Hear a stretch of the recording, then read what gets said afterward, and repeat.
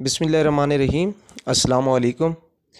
तमाम व्यूवर्स को मैं अपने यूट्यूब चैनल पंजाब की धरती से वेलकम कहता हूँ और मेरी ये दुआ है कि मेरे सुनने और देखने वाले जहाँ भी रहें अल्लाह ताला के फजल करम से ठीक रहें, खुश रहें।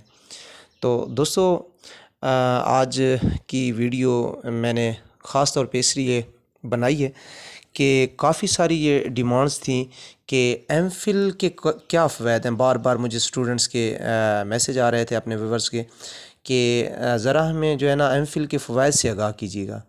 तो दोस्तों, मैं आज की इस वीडियो में एमफ़िल के फ़वाइद से आपको कम्प्लीटली आगाह करूँगा कि इसके क्या फ़वाइद हैं, एमफ़िल करना क्यों ज़रूरी है।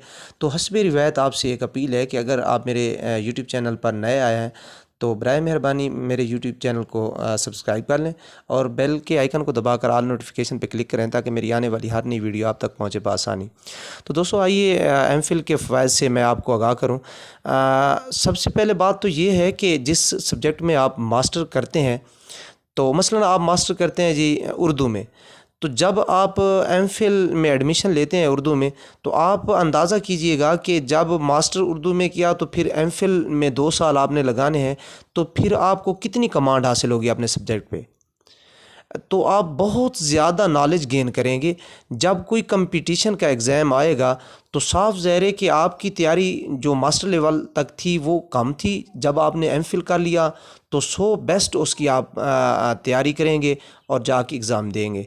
और दूसरी बात ये है कि जब आप एमफ़िल कर जाते हैं या पीएचडी कर जाते हैं तो फिर आप ये यकीनन मैं कहता हूँ कि आप फिर जो है ना 16, 17, 18 स्केल के लिए अप्लाई करेंगे। आप 14 स्केल के लिए, 15 स्केल के लिए अप्लाई नहीं करेंगे। और अप्लाई भी नहीं करेंगे आप जब 17 स्केल के लिए अप्लाई करेंगे तो यकीनन ये मैं आपको श्योर करता हूँ कि आप उसका जो है ना कंपटीशन का जो एग्ज़ाम है उसको आप कंपीट करेंगे, पास भी करेंगे। अच्छा, दूसरा एमफ़िल का मैं आपको फ़ायदा ये बता दूं कि अगर आप ऑलरेडी जो है ना गवर्नमेंट एम्प्लॉय हैं तो उसके लिए गवर्नमेंट पाकिस्तान ने 5,000 का एक अलाउंस जो है ना वो मुकर्रर किया है कि आपको हर मंथ आपकी पे के साथ जो है ना 5,000 उसका अलाउंस मिलेगा। वो अलाउंस जस्ट क्या है 5,000, वो आपकी फ़िनंशियली सपोर्ट है। गवर्नमेंट का ये सपोर्ट करने का ये मकसद क्या है कि आप अपनी जो मेहनत है, स्ट्रगल है, उसको जो है ना कंटिन्यू रखें। आप अगर एमफ़िल कर गए हैं तो नेक्स्ट पीएचडी करें, या जिस डिपार्टमेंट में आप खिदमात सरंजाम दे रहे हैं तो उसमें आपकी हेल्प ये है कि एमफ़िल की जो डिग्री है उस पर 5,000 आपका अलाउंस है। अच्छा, जब आप एमफ़िल करते हैं, कर जाते हैं एमफ़िल, तो हर डिपार्टमेंट में 17 स्केल 18 स्केल की जो जॉब्स आती हैं, एक्चुअली उनकी जो रिकमेंडेशन होती है, डिमांड होती है, वो एमफ़िल होती है। तो देखिए, अगर आप मास्टर हैं, जॉब्स आ गई हैं 17 18 स्केल के लिए, तो वो तो फर्स्ट प्रायोरिटी देंगे एमफ़िल बंदे को। तो फिर आप क्या अप्लाई करेंगे? आप डिसर्ट हो जाएंगे। चाहे उसकी क्या है शर्त हो भाई, मास्टर लेवल तक है और एमफ़िल को प्रेफरेबल है या 5 नंबर दे रहे हैं, तो उसमें क्या करेंगे? उसमें आप अप्लाई नहीं करेंगे। आपको पता होगा भाई एमफ़िल तो इतने लोग खड़े हैं, तो फिर आप अप्लाई नहीं करेंगे।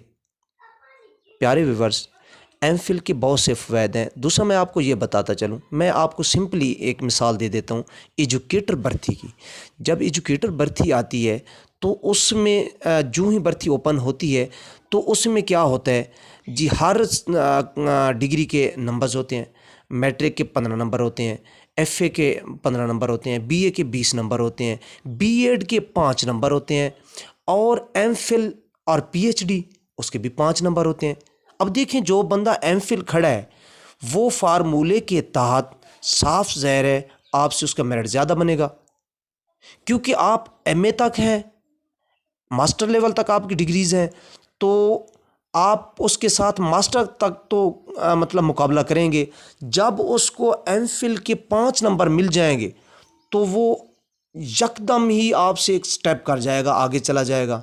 तो फिर क्या होगा, जब रिज़ल्ट अनाउंस होगा तो इश्तिहार उसका फाइनली मतलब पुट अप करेंगे तो आप जो है ना मेरिट में क्या हो जाएंगे, आपका ग्राफ नीचे हो जाएगा, उसका ग्राफ बढ़ जाएगा। उसकी फाइनली अपॉइंटमेंट हो जाएगी। तो प्यारे व्यूवर्स, आज का जो दौर है आप सभी जानते हैं, पढ़े लिखे लोग, कंपटीशन का दौर है। तो मैं समझता हूँ कि आज के दौर में मास्टर लेवल तक फोकस करना ये खाम ख्याली है। जितनी मेरी थिंक काम कर रही है, मेरी सोच काम कर रही, तो मैं उसी के मुताबिक आपको गाइड करूँगा एज ए एमफिल स्कॉलर। तो मैं समझता हूँ कि इस दौर में जो लास्ट टारगेट है आपका वो एमफिल और पीएचडी है। जो ही आप एमए करते हैं, एमएससी करते हैं, मास्टर लेवल की एजुकेशन आप 16 ईयर कंप्लीट करते हैं, तो एज़ पॉसिबल जितना जल्दी हो सके आप जो है ना तैयारी करें, गेट की तैयारी कर लें, गेट टेस्ट पास करें और एक अच्छी सी यूनिवर्सिटी में एडमिशन ले लें। तो जितना जल्दी हो सके आप एमफिल करें, एमफिल पर फोकस करें मिनिमम। एमफिल पीएचडी मास्टर को छोड़ें, एमएससी तक, एमए तक की तालीम को अब मैं कहता हूँ कि इसको जो है ना ख्वाब समझें, इस पे आपको कुछ मिलने वाला नहीं होता। आप एमफिल पे फोकस करें और अपनी जो है ना फ्यूचर की खातिर जितना हो सके आप बढ़ चढ़ कर मेहनत करें, लगन से काम करें।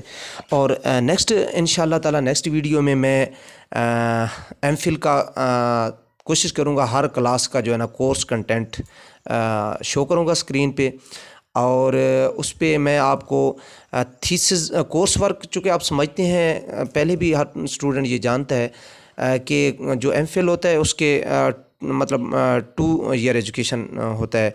उसमें क्या होता है, 1 साल का आपका कोर्स वर्क होता है, और नेक्स्ट साल का जो है ना थीसिस होता है। तो मैं नेक्स्ट वीडियो में आपको कोर्स वर्क का कोर्स कंटेंट बताऊंगा और थीसिस रिसर्च से मुतल्लिक मुकम्मल इन्फॉर्मेशन से आपको ज़रूर आगाह करूँगा इंशाअल्लाह ताला। तो मैं समझता हूँ कि जो एमफिल के फ़वाइद हैं आपको ज़रूर आगाही मिल चुकी होगी मेरी इस वीडियो में। तो अगर आप कोई क्वेश्चन करना चाहेंगे तो एज ए एमफिल स्कॉलर आप क्वेश्चन कर सकते हैं, तो मैं उसका जवाब आपको ज़रूर दूंगा। और मेरे तमाम व्यूवर्स के पास मेरा व्हाट्सएप नंबर भी है और मैं डिस्क्रिप्शन में भी इस वीडियो में भी अपना व्हाट्सएप नंबर दूंगा। एमफिल तक आपको किसी किस्म की कोई मालूमात रिक्वायर हो तो आप मुझसे जो है ना किसी वक्त भी कांटेक्ट करके पूछ सकते हैं, और मैं इंशाअल्लाह ताला आपको हर वक्त लम्हा ब लम्हा जो है ना ज़रूर जो है ना आपको मैं गाइड करूँगा। एमए तक भी अगर आपको मसला हो, आप कोई डिस्कशन करना चाहें तो कर सकते हैं, तो मैं इंशाअल्लाह ताला आपकी हेल्प ज़रूर करूँगा। तो व्यूअर्स, आज की ये मेरी वीडियो आपको अगर अच्छी फ़ील हुई हो तो आपने मेरी वीडियो को लाइक करना है, शेयर करना है और कमेंट्स की सूरत में मुझे फ़ीडबैक ज़रूर बताना है। Thank you so much. अल्लाह हाफिज़।